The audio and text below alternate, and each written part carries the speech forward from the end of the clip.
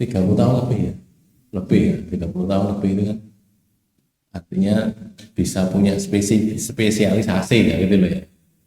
Spesialisasi itu juga sebenarnya diinginkan oleh Ustadz agak lama itu. Jadi guru-guru kan ada yang spesial, ki ahli Bukhari, ki ahli tafsir, ki ahli ahli fikih, ahli apa gitu. Belajar begitu, ya tentunya untuk bisa jadi spesialis itu ya belajar lagi. Kalau Pak Dokter kan, dokter umum, terus kuliah kan gitu ya. Nanti ambil spesialis saraf, penyakit dalam, apa opsi, apa macam-macam itu kan spesialis. Nah itu juga bisa. Jadi ini tadi juga gitu. Nah kok ada orang-orang unggul di bidang itu, maka Rasul mengatakan hulul Quran, Quran dari salah satunya yang meriwayatkan hadis ini yakni Abdullah bin Mas'ud. Isinya sekarang tidak dihalalkan darah muslim, yakni tidak boleh dialirkan darahnya. Maknanya tidak boleh dibunuh. Gitu. Layahilu damu muslimin itu maksudnya tidak boleh dibunuh. Kecuali bila muslim itu melakukan salah satu dari 3 perbuatan. Satu dari 3 hal ini. Apa itu? Pertama, berzina. Berzina ketika dia masih mempunyai suami atau istri, atau pernah bersuami atau beristri. Maka muslim yang melakukan ini dihukum rajam, yakni dilempari batu sampai mati. Di Sunan Nabi Dawud kita dapati kan ada ceritanya Ma'is ya. Ma'is bin Malik atau siapa itu namanya, Ma'is yang ngaku berzina sampai 4 kali. Setiap kali ngaku pada Nabi itu Nabi melengos, berpaling terus tidak gagas, ngaku lagi, ya Rasulullah saya berzina 4 kali. Terus Rasul menanyakan, terus fama turidu, apa yang kamu inginkan, apa yang kamu maksudkan, kamu ngomong itu apa? Dia jawab, uridu antutahhiruni, aku ingin kau membersihkan saya, bersihkan dari dosa zina ini. Sebelumnya aku sempat bertanya dulu kan ya, kamu jangan-jangan tidak berzina, maaf kamu mungkin cuma mencium atau mungkin cuma memegang atau apa, jangan-jangan. Tidak ya Rasulullah, saya berzina. Betul-betul berzina? Iya. Sampai tanyakan detail kan Rasulullah kan ya, sampai kamu masukkan sesuatu milikmu itu pada sesuatu milik dia gitu. Iya ya Rasulullah. Sampai seperti ini karena masalah fikih ya, bukan masalah vulgar atau porno, tapi itu harus ditanyakan. Seperti masuknya tongkat celak ke dalam kotak celak. Kita punya celak itu ya, bentuknya mungkin kayak bentuk pada celaknya itu ada tongkatnya ya, untuk nyelah itu kan, masuk ke situ. Bagaimana itu? Atau sebagaimana timba masuk ke dalam sumur. Dulu pernah ada senggot itu ya. Sehingga di mana di sawah-sawah itu kan ada sumur, tapi ngambilnya itu pakai ya singgot itu namanya itu yang pakai pring itu, bukan pakai gini kerek itu, pakai pring. Kalau turunkan malah berat, enggak malah gampang, soalnya kan ada pemberatnya, ya kayak katrol gitu, terus diturunkan malah berat. Nanti naiknya gampang karena dibantu oleh katrol. Ya, kayak gitu itu seperti masuknya itu ke dalam sumur. Iya ya Rasulullah, saya datangi seorang perempuan dalam keadaan haram sebagaimana suami itu mendatangi istrinya dalam keadaan halal. Begitu ya. Sampai akhirnya terus dirajam. Ma'is tadi ya. Itu yang terjadi di masa Rasulullah. Lah muslim yang melakukan begitu itu dihukum rajam. Sebagian saudara kita, sebagian muslimin, sebagiannya mereka ini karena tidak bisa mempraktekkan rajam ini, maka mereka, kalau di kalangan mereka ada orang yang zina padahal sudah muhsan, suami sudah beristri, itu dianggap wis mati gitu. Kudunya dipateni itu dirajam. Tapi kan nggak bisa karena terhalang oleh undang-undang negara ini. Maka mereka prakteknya itu wong iki dianggap orang eneng, dianggap wis mati. Sehingga ya ora dijak rembukan, ora dijak omongan gitu. Wong yang teko ya dijak dianggap wis mati. Karena itu tadi, karena dia sudah berzina padahal dia sudah beristri atau sudah bersuami atau pernah beristri, pernah bersuami. Gitu. Ya istihad itu gitu. Istihad yang ulamanya. Ya, setuju boleh, tidak setuju ya boleh, namanya istihad. Jadi dianggap ora dijak omongan, nek dia ngomong ora dijawab, nek salah ora dijawab, begitu diboikot lah namanya di komunitas itu. Begitu kan, karena dia sudah berzina. Gitu. Maka ini keadaan pertama, orang dibunuh, dihilangkan nyawanya. Kedua, membunuh orang bukan karena membela diri atau karena kisos atau karena hal lain yang diperkenankan di Indonesia. Bukan karena itu. Muslim yang membunuh orang ini akan dihukum mati atau dikisos, kecuali bila keluarga korban memaafkan. Kalau keluarga korban memaafkan, maka dia membayar diat 100 unta. Terus unta nang yo akeh lho. Tak unta regane piro? Nek cara diregani sapi ngono iki. Tapi 30 juta, anggaplah 30 juta. Mungkin lebih mahal lagi atau anggaplah itu ya. Itu kan 30 ping 100, 3 miliar. Betul ya? 3 miliar. Kita lihat di surat An-Nisa ayat 92 itu kan. An-Nisa itu surat yang keempat ayat 92, wa makan lil mu'minin ayatul mu'minan illa khata'a. Faman qatala mu'minan khata'an fatahrir raqabatin mu'minatin wa diyatun musallamatun ila ahlihi. Ini kan orang beriman itu tidak layak membunuh orang beriman yang lain kecuali karena salah, karena tidak sengaja. Orang yang membunuh orang beriman secara salah karena tidak sengaja, maka hukumannya fatahrir raqabatin mu'minah, membebaskan budak mukmin, orang budak yang beriman. Terus wadiyatun musallamatun ila ahlihi, dan diat yang diserahkan pada keluarganya illa ayyasodaq, kecuali kalau mereka itu bersedekah, tidak minta diat lagi. Wa in kana min qaumin atubillakum wa huwa mu'minun fatahrir raqabatin mu'minah. Kalau keadaan-keadaan yang lain begitu. Pada prinsipnya orang membunuh karena tersalah, ya, dia dimaafkan oleh si keluarga korban, maka ini tadi ada tahrir raqabatin mu'minah, ada diyatun musallamatun ila ahlihi. Jadi kalau tidak dimaafkan, ya dikisos. Kisos berarti ya dibunuh. Orang tadi dibunuh karena dia membunuh orang, dibunuh. Dan gitu. Membunuh muslim itu terjadinya harus karena ketidaksengajaan. Harus karena tidak sengaja. Loh kok begitu? Ya, karena tidak mungkin orang beriman kok membunuh orang beriman lain dengan sengaja. Bila dilakukan dengan kesengajaan, maka tidak ada ampunan untuk pelakunya dan disiapkan siksa neraka terhadap dia. Ayat yang 93 tadi kan 92 ya, 93 surat An-Nisa ini. Wa may yaqtul mu'minan muta'ammidan, barang siapa yang membunuh orang beriman dengan sengaja, muta'ammid, dengan sengaja orang yang tadi membunuh itu muta'ammidan secara sengaja, fajazahu, maka balasannya adalah jahannam. Khalidan fiha, kekal dia di dalamnya. Wa ghadiballahu alaihi, dan Allah murka terhadap dia. Wa la'anahu, dan Allah melaknat dia.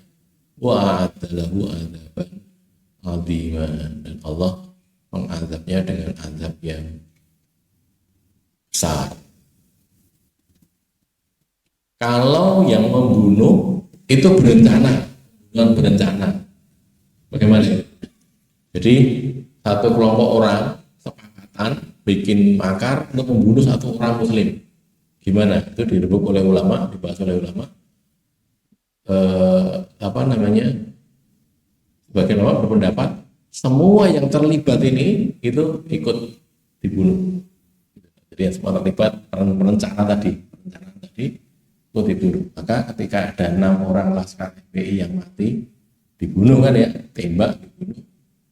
Maka yang harusnya dihukum bunuh itu bukan cuma pelaku di lapangan, tapi juga para komandannya. Tidak hanya para komandannya, termasuk perencananya.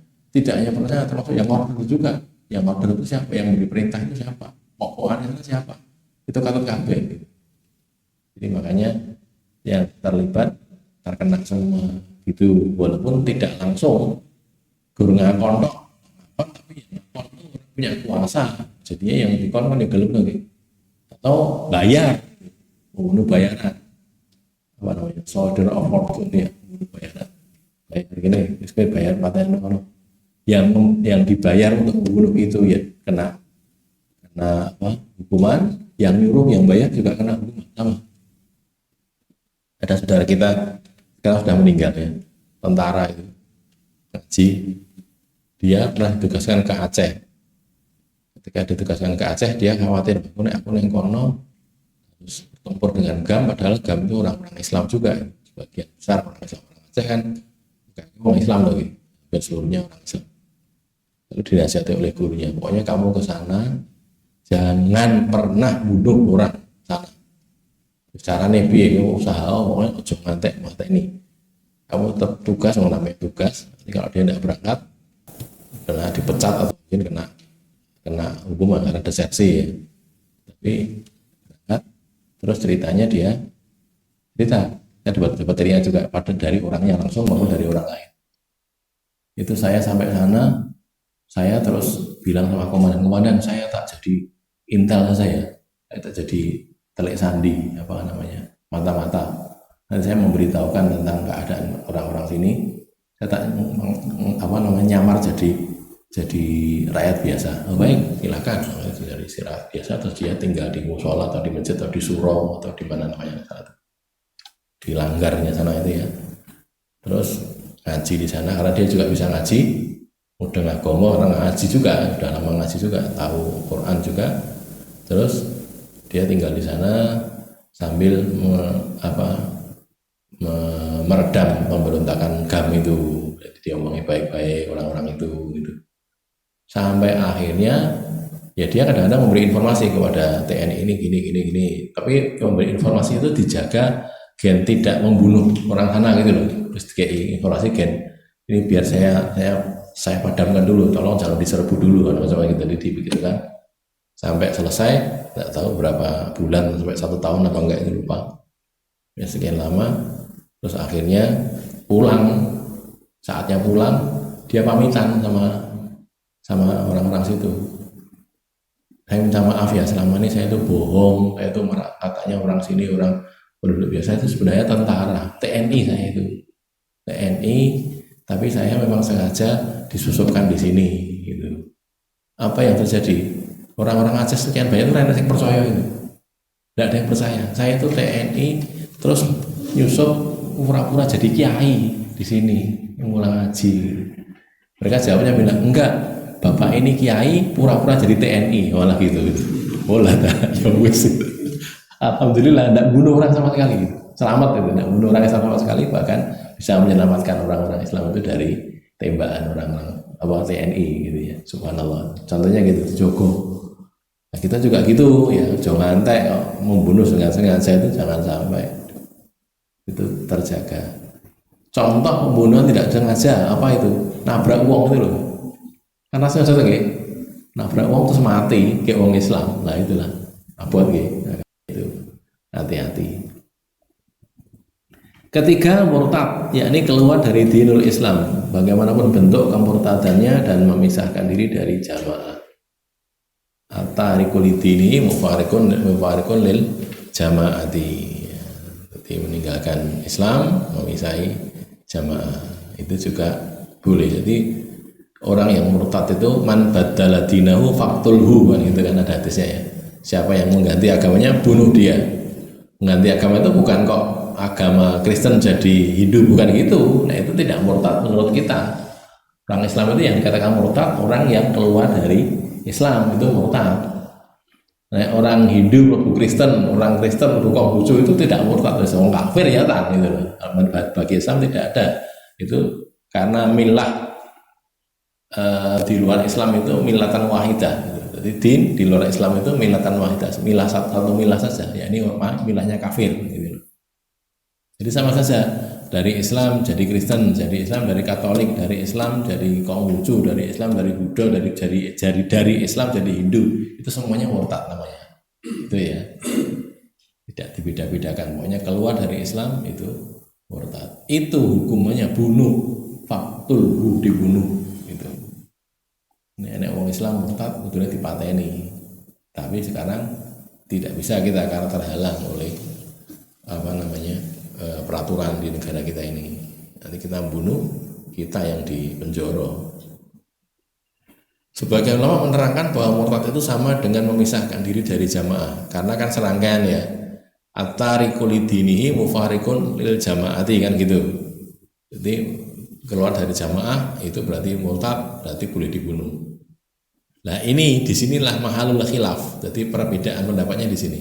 Jamaah yang dimaksud pada hadis ini adalah jamaah kaum muslimin, misalnya dengan memberontak melawan ulil amri atau amirul mukminin. Salah satu contohnya itu, nah, pemberontak buat itu boleh dibunuh. Adanya ini al-tarikul lidini mufarikun lil jamaati.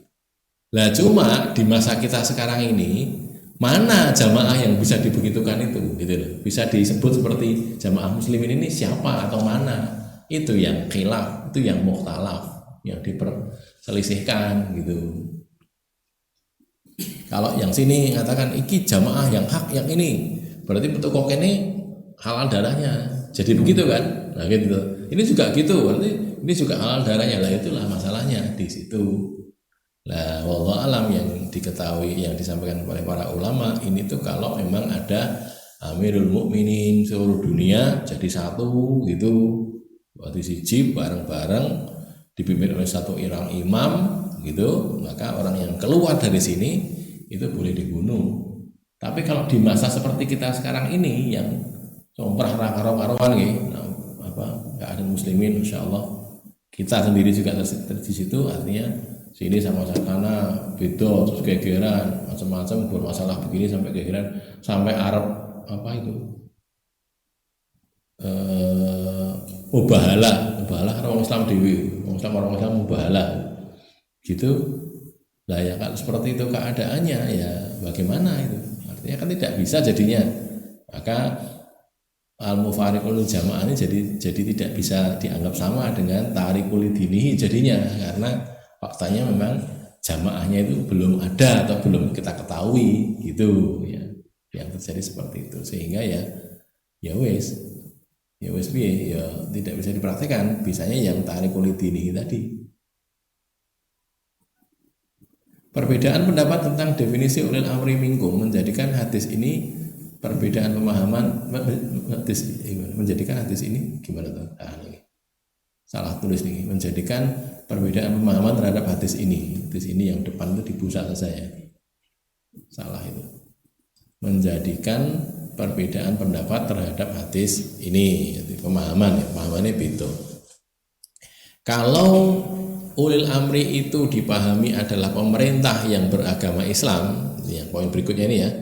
Bila penguasa atau pemerintah yang beragama Islam itu diyakini sebagai ulil amri minkum, maka semua bentuk perlawanan, pemberontakan, demonstrasi atau apapun itu, kayak sekarang ini mau pitulasan malah ibarat gendera tengkorak itu, mana gendera apa itu?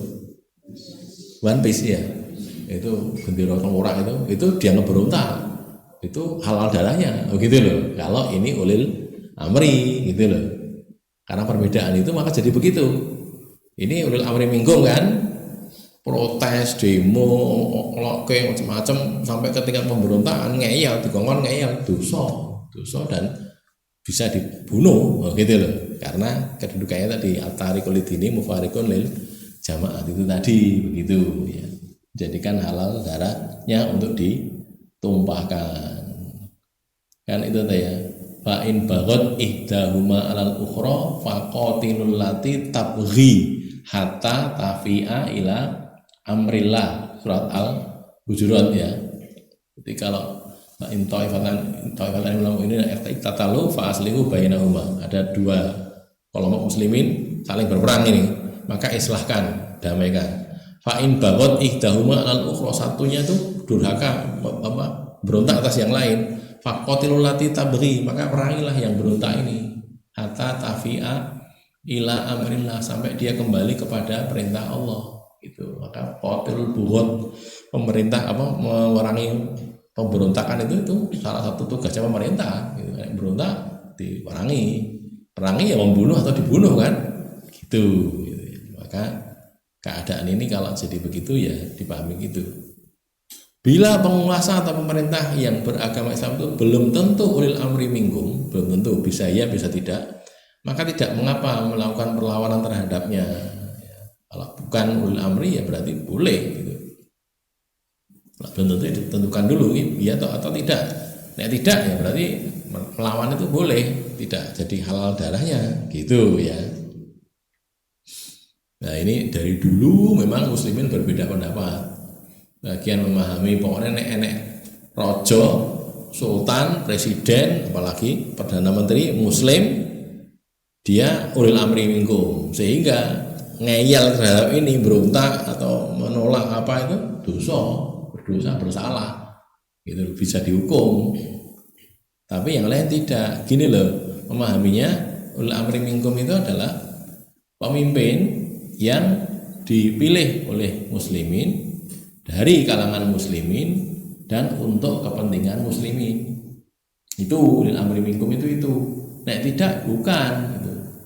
Nek Presiden Republik Indonesia ini itu dipilih, yang milih muslimin dan non muslim, orang Islam dan orang kafir pada milih. Tampilnya dia itu tidak mewakili muslimin, tidak mewakili bangsa Indonesia, kan gitu kan, walaupun orangnya Islam. Tapi bukan dipilih dari kalangan muslimin, tidak, dari kalangan rakyat Indonesia gitu loh. Ada muslimnya, ada Kristennya, ada ya Katoliknya, macam-macam gitu. Yang terpilih yang maju itu dia kebetulan beragama Islam, gitu saja. Bukan karena mewakili muslimin, bukan. Gitu.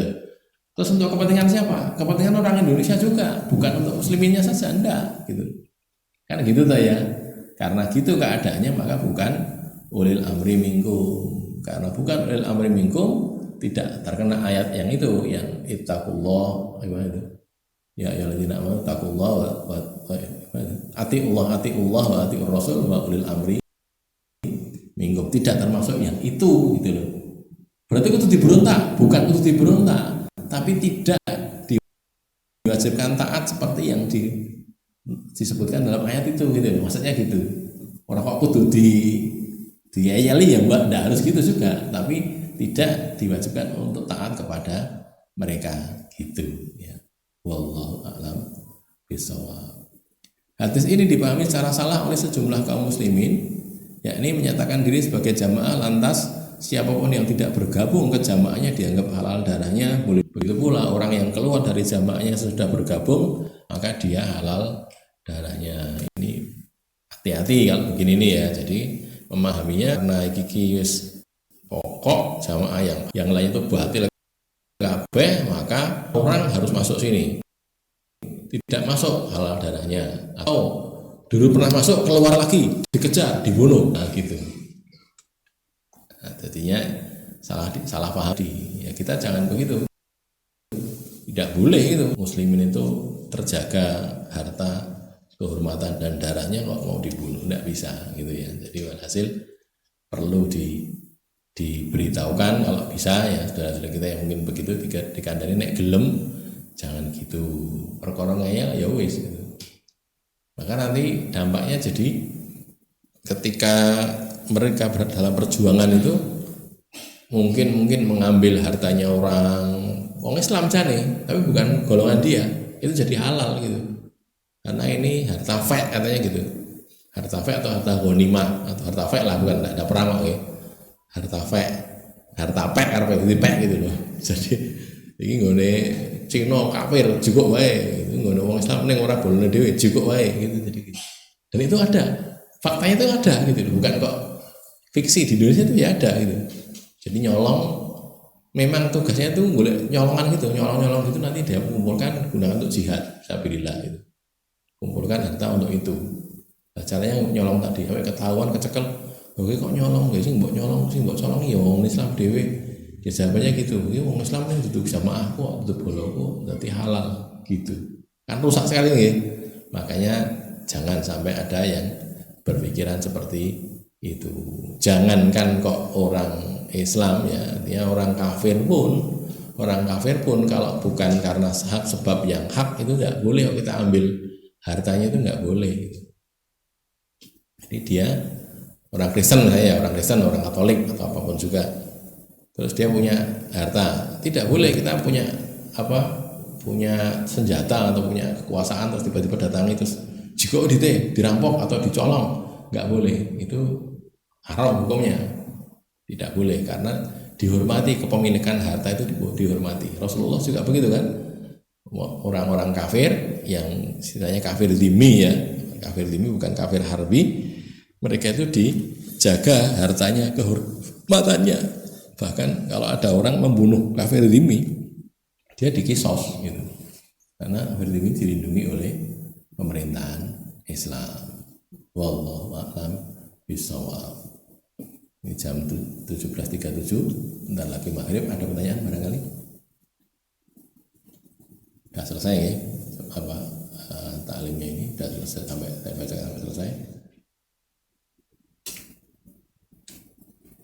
Tidak ada. Qulu qouli hadza, astaghfirullah li wa lakum.